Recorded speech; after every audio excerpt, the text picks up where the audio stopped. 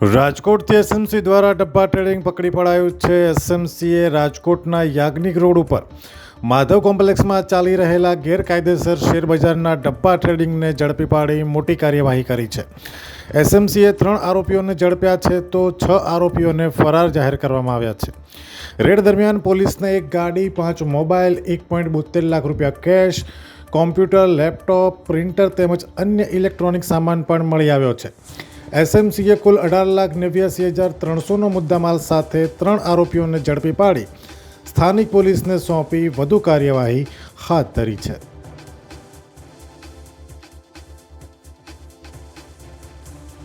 અમે તમને આપીશું પળેપળના સમાચાર। જો તમે અમારા નિર્ભય માર્ગ ન્યૂઝ ચેનલને સબસ્ક્રાઇબ કર્યું નથી તો અત્યારે જ નીચે આપેલા આઇકોન બટન પર ક્લિક કરીને સબસ્ક્રાઇબ કરો અને શેર કરવાનું ભૂલશો નહીં।